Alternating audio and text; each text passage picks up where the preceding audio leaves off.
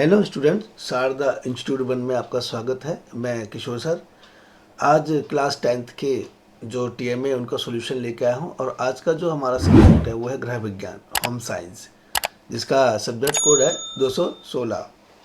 इसमें आपके 6 क्वेश्चन आएंगे, जैसे कि मैंने आपको पिछले वीडियो में बताया है। इसमें भी आपके 6 क्वेश्चन हैं और 6 में से हमें 6 के आंसर देने हैं। बट हर क्वेश्चन के 2 पार्ट होते हैं, क्वेश्चन नंबर ए और बी। तो अब इसमें से ए का आंसर दे रहे हैं तो ए ही सिलेक्ट करें, बी का देना है तो बी का करें। यानी इट मीन्स दोनों में से किसी एक का ही आपको आंसर देना है। तो चलिए देर न करते हुए हम डिस्कस करते हैं। क्वेश्चन नंबर 1 देखिए, और इसका मैंने ए लिया है। तो ये क्वेश्चन आपको आपके प्रैक्टिकल के जो पेजेस होते हैं उनमें ही करने हैं। अलग से आपको कोई कॉपी या रजिस्टर नहीं बनाना है, क्योंकि आपकी फ़ाइल ही वहाँ पर सबमिट होनी है। और ये टीएम में आपके 20 मार्क्स के होते हैं, और आप जल्दी से इसको नोट डाउन कर लें अपने प्रैक्टिकल के पेजेस में। और क्योंकि इसी महीने में, जनवरी के महीने में ही इनको सबमिट कराना है हमको। चलिए डिस्कस करते हैं। अपने आसपास किन्हीं 2 प्राकृतिक रेशों की पहचान कीजिए। प्राकृतिक रेशों से बने वस्त्रों का प्रयोग करने की सलाह क्यों दी जाती है? इसका आंसर इस तरीके से देखिए। प्राकृतिक रेशे या फाइबर्स वे प्राकृतिक सामग्री हैं जिनसे वस्त्र बनाए जाते हैं। यह रेशे पौधे और जीव जंतु से प्राप्त किए जाते हैं। 2 प्रमुख प्राकृतिक रेशे हैं, कॉटन और सिल्क। कॉटन एक साधारण स्थानीय रेशा है जो मुख्य रूप से कपास से या कपास के फसल से प्राप्त होता है। कॉटन के सूक्ष्मता और शिष्टता की वजह से गर्मियों में आरामदायक माने जाते हैं। सिल्क एक रेशा है जो सिल्क कर्मियों, सिल्क बनाने वाले कीट द्वारा उत्पन्न किया जाता है। सिल्क के जो वस्त्र चमकदार और सुंदर और शानदार होते हैं, जिसके कारण इसे विशेष अवसरों पर प्राथमिकता दी जाती है। प्राकृतिक रेशे से बने वस्त्र का प्रयोग या उपयोग करने की सलाह इसलिए दी जाती है क्योंकि यह अन्य संशोधित रेशों से अधिक श्रेष्ठ, शुष्क, हवा देने वाले और प्राकृतिक धार्मिकता वाले होते हैं, जो व्यक्तियों को विभिन्न मौसम और जलवायु शर्तों के तहत आराम प्रदान करते हैं। इसके अलावा यह रेशे बाजार में और अधिक प्राकृतिक और उच्च गुणवत्ता वाले वस्त्र को उच्च गुणवत्ता वाले वस्त्रों का चयन करने को प्रोत्साहित करते हैं, जिससे पर्यावरण को बचाने में मदद मिलती है। और इसी प्रकार से हम लोग क्वेश्चन नंबर 2 को डिस्कस करते हैं। सीना का पैर गलती से सॉकेट के नंगे तार पर पड़ गया और उसे बिजली का झटका लगा। घर में बिजली के सुरक्षित उपकरण के लिए किन्हीं 2 उपयुक्त तरीकों का उल्लेख कीजिए। तो इसका आंसर देखिए, इस आंसर को हम डिस्कस करते हैं। घर में बिजली के सुरक्षित उपयोग के लिए निम्नलिखित 2 उपाय अत्यंत महत्वपूर्ण हैं। नंबर 1, इलेक्ट्रॉनिक सॉकेट को सुरक्षित रखें। सॉकेटों के नंगे तार या बिजली के विभिन्न उपकरणों को उपयोग करने के बाद इन्हें बंद या निकालकर बंद कर दें। जहाँ भी संभव हो, यूनिवर्सल सर्किट और चाइल्ड प्रूफ सॉकेट का प्रयोग करें ताकि बच्चे या पालतू जानवर इनमें छेड़छाड़ ना कर सकें। नंबर 2 है इंश्योरेंसिंग स्विच और ब्रेकर्स का उपयोग करें। घर में इंश्योरेंसी स्विच लगाकर अचानक बिजली कट जाने पर तुरंत बंद कर सकते हैं। इसके साथ ही विभिन्न कमरों में ब्रेकर्स लगाने से उसे या उस कमरे की समस्या होने पर सिर्फ उसी कमरे की ही बिजली बंद होगी और अन्य कमरों को उससे प्रभावित नहीं होगा। इससे कि किसी भी प्रकार का प्रभावित नहीं होंगे, केवल उसी कमरे की बिजली जाएगी जिस कमरे में शॉर्ट सर्किट हुआ है। इन उपकरणों का पालन करके घर में बिजली के सुरक्षित उपयोग और सुनिश्चित किया जा सकता है और ऐसी दुर्घटना से बचा जा सकता है जो चोट या हानि का कारण बन सकती है। अगला क्वेश्चन डिस्कस करते हैं। क्वेश्चन नंबर हमारा थर्ड है। थर्ड का मैंने भी ए पार्ट लिया है। बच्ची मृदुला 8 महीने की हो गई है। उसकी उम्र के बच्चे की वृद्धि और विकास की किन्हीं 2 विशेषताओं पर प्रकाश डालिए या उनकी विशेषताओं का उल्लेख कीजिए। मृदुला की 8 महीने की उम्र में वृद्धि और विकास के कई महत्वपूर्ण चरण होते हैं, जो इस प्रकार है। नंबर 1, शारीरिक विकास। इस आयु में उनके शारीरिक विकास में गति होती है। वह बैठने या चमेट मारने, रोलिंग, चलने और खड़े होने की कोशिश कर सकती है। उसकी हड्डियां और मांसपेशियों का विकास भी तेजी से हो रहा होता है। सेकंड पॉइंट, भाषाई विकास। इस अवसर में बच्ची के भाषाई विकास में भी सुधार होता है। वह धीरे धीरे शब्द का अर्थ बूझने और उच्चारण करने की कोशिश करेगी।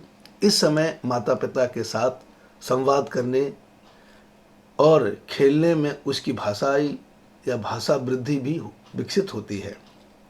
यह 2 अवधारणाएं विकास के महत्वपूर्ण पहलू हैं, लेकिन हर बच्चे का विकास अलग हो सकता है और इसमें अन्य भी कई पहलू का ध्यान रखना महत्वपूर्ण है। माता पिता को बच्ची के साथ संवाद और उसके विकास को समझने की या समझने में सहायता करनी चाहिए।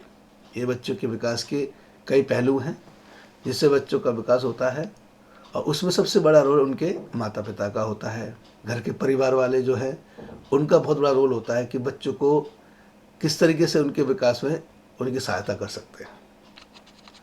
क्वेश्चन नंबर 4 को हम डिस्कस करते हैं। प्रतीक्षा को परिभाषित कीजिए। प्राकृतिक प्रतीक्षा उपसर्जित प्रतीक्षा से प्रकार भिन्न है। किस प्रकार भिन्न है? उन 2 तरीकों का उल्लेख करें जिनके द्वारा रोग प्रतिरोधक क्षमता प्राप्त कर सकते हैं।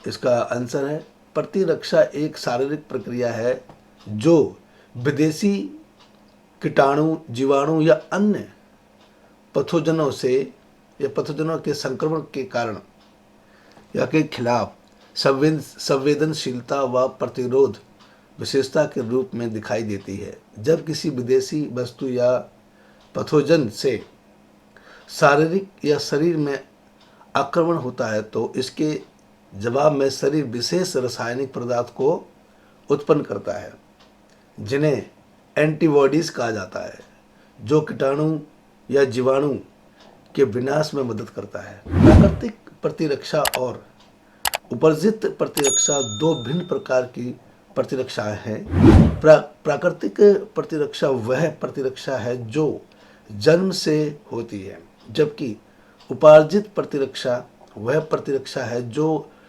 विकसित होती है जब हम रोग के संपर्क में आते हैं या वैक्सीन के माध्यम से प्राकृतिक प्रतिरक्षा को बढ़ाया जा सकता है।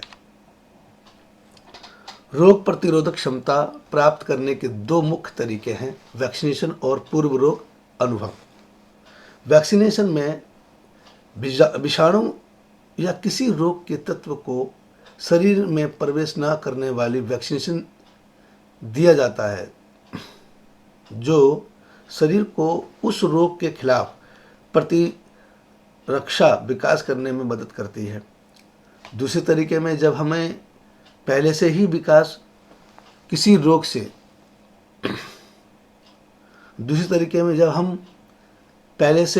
रोग से गुजर चुका हो या गुजर चुके हों तो हमारे शरीर का उस रोग के खिलाफ प्रतिरक्षा हो जाती है, जिसे पूर्व रोग अनुभव कहते हैं।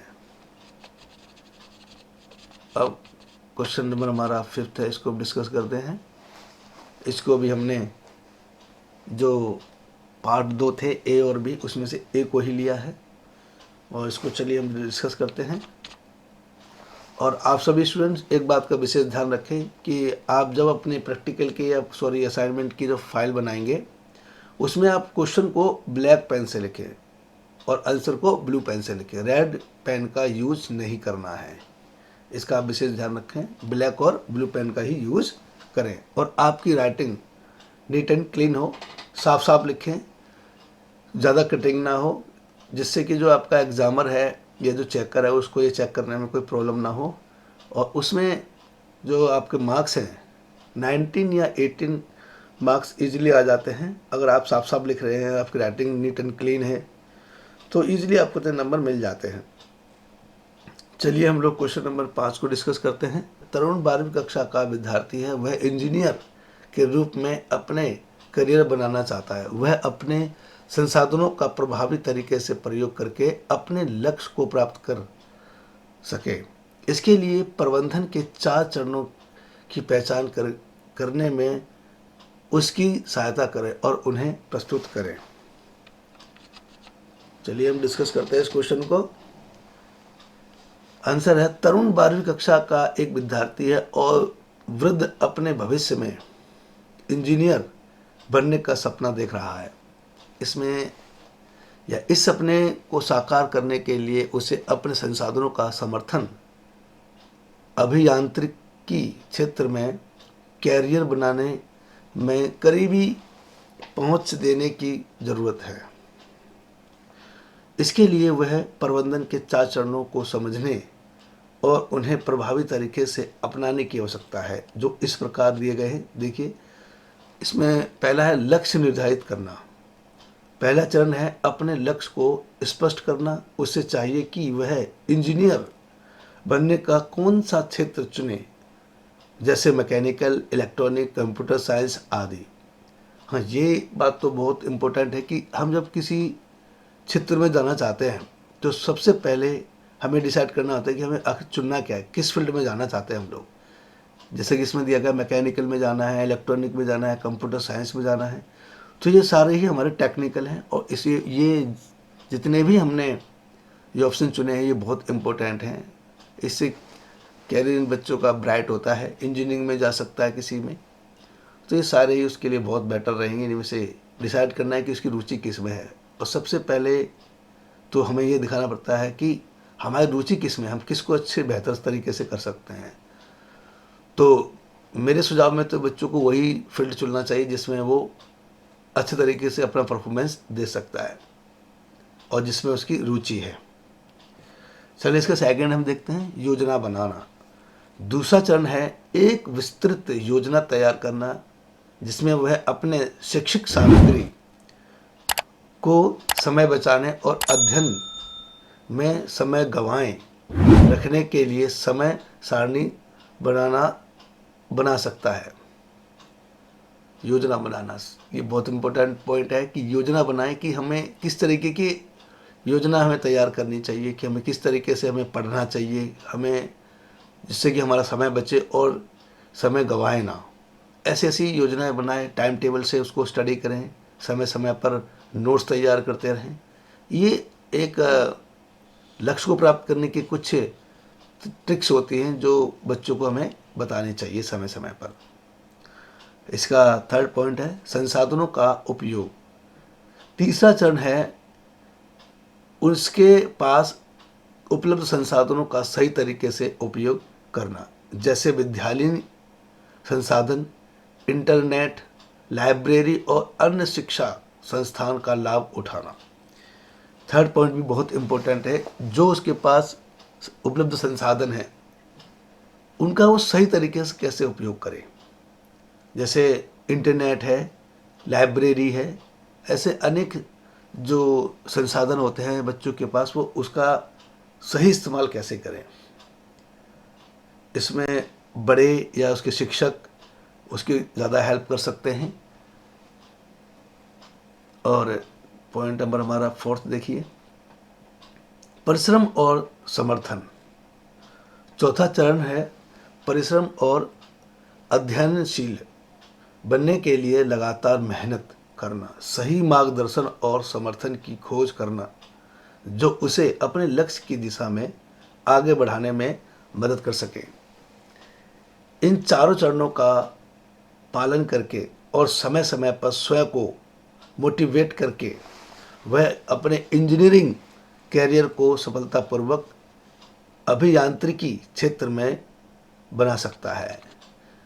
ये सबसे बड़ी बात है कि अगर कोई भी स्टूडेंट, कोई भी बच्चा अपने लाइफ में कुछ करना चाहता है, किसी फील्ड में चुनना चाहता है, तो सबसे बड़ा उनका जो रोल होता है वो है मोटिवेट का।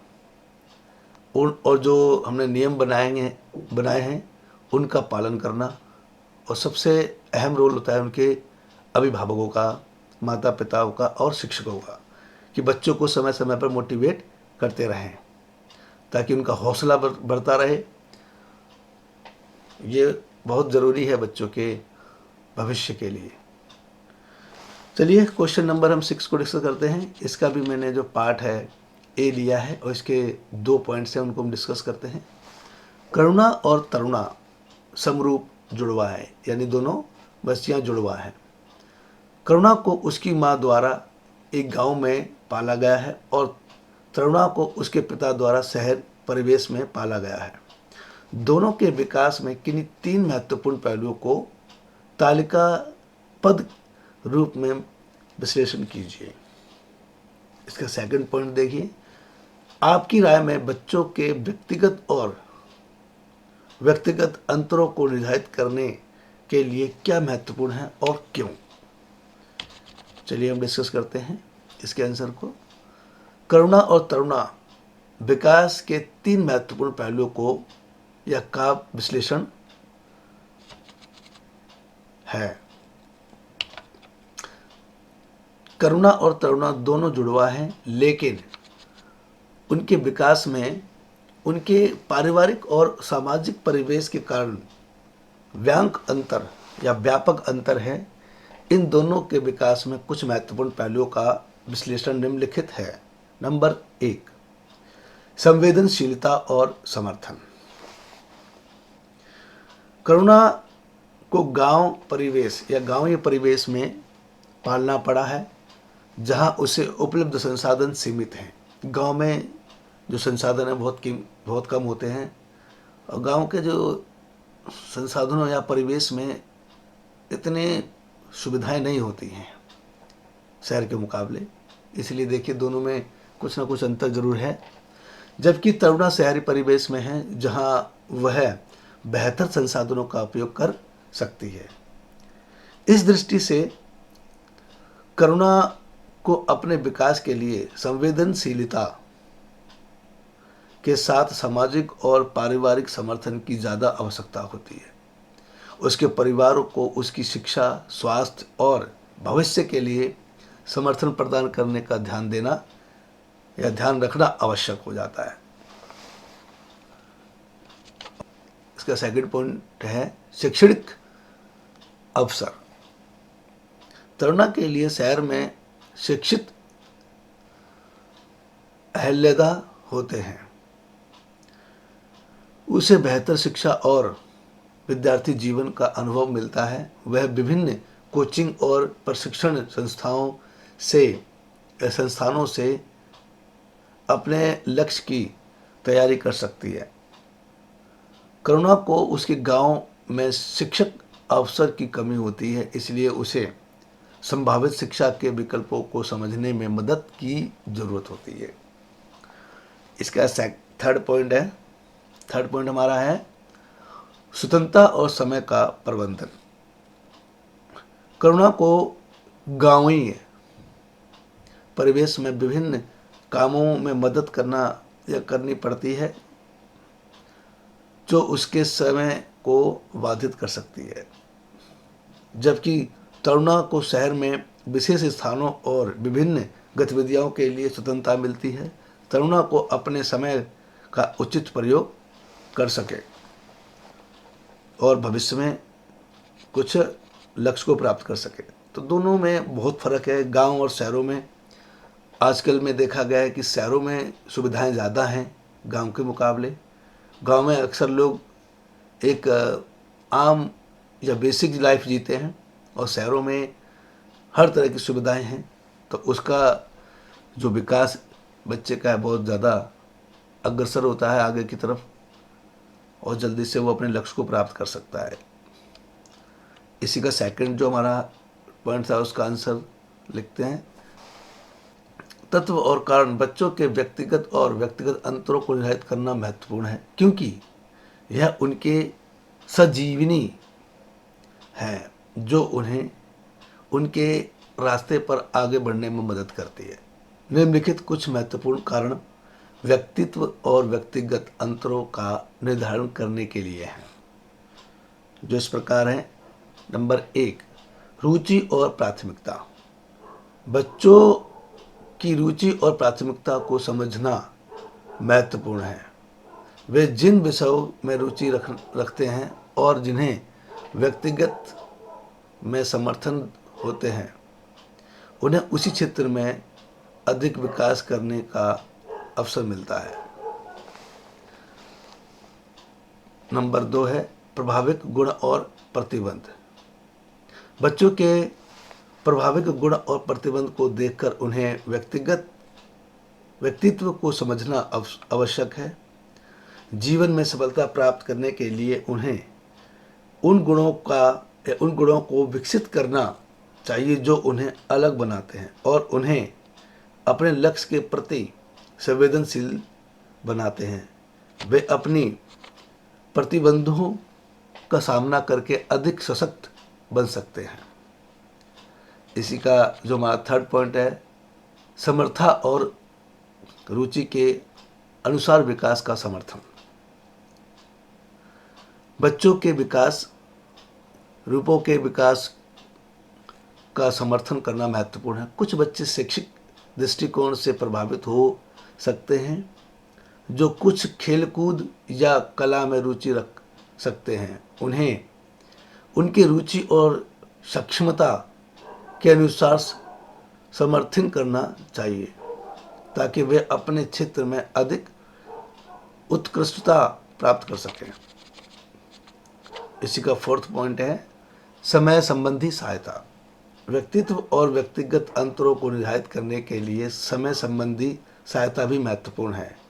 बच्चों को समय का उचित व्यय करना सीखना चाहिए, जिससे वे उन गतिविधियों पर ध्यान केंद्रित कर सकें जो उन्हें विकसित करते हैं और उनके लक्ष्यों की प्राप्ति में मदद करते हैं।